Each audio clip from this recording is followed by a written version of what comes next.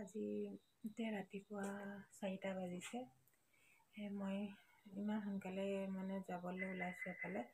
মা গা ভাল নাই, মাক ডিব্ৰুগড়লৈ নিবলৈ লাগে এতিয়া।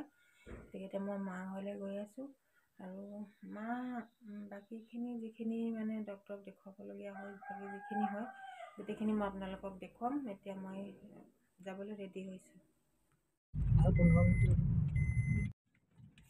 এতিয়া আহি মা ঘৰ পালোহি। এতিয়া মাক লৈ গাড়ীত উঠি আহি আছোঁ।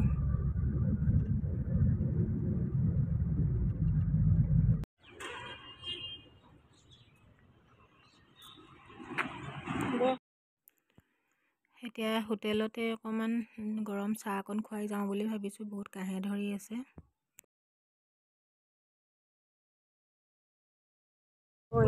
হোটেলৰ পৰা ওলাই ডিব্ৰুগড়লৈ ৰাওনা হৈছোঁ। এইডোখৰ পাওঁতে প্ৰায় 6টাই বাজিব হৈ গ'ল। 6টা বাজিবই হ'ল আৰু।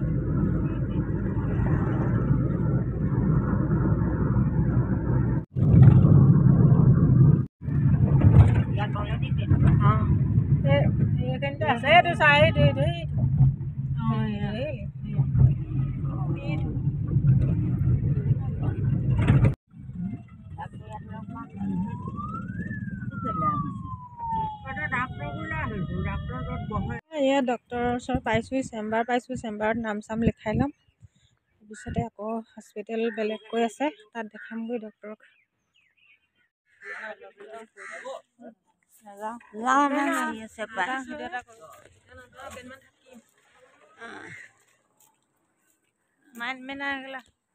সেইটো চিন থাকি যাব সদায়।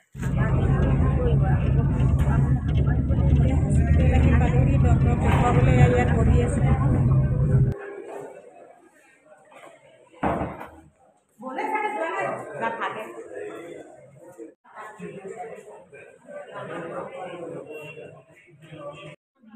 এতিয়া মাক আল্ট্ৰাচাউণ্ড কৰাই হৈ গ'ল। এতিয়া আমি ডিব্ৰুগড়ৰ পৰা ঘূৰি আহি পালোহি, সেয়া আহি আছোঁ। এতিয়া এডোখৰ যোৰহাট পালোহি আহি।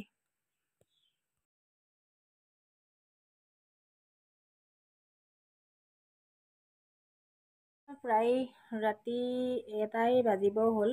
মা ঘৰত থৈ আহিলোঁ। আহি এতিয়া মোৰ নিজৰ ঘৰ পালোহি।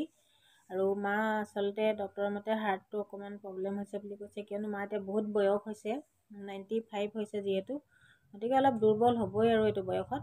সেইটোৱে বুলি ক'লে ডক্তৰে, অলপ দৰৱ পাতি দিলে আৰু আপোনালোকে দোৱা কৰিব চবে, যাতে মা আৰু 2 দিন জীয়াই থাকে। আমি সেইটোৱে কামনা কৰোঁ সদায়। গতিকে আজি ভিডিঅ'টো ইমানতেই সামৰিলোঁ আৰু বাই।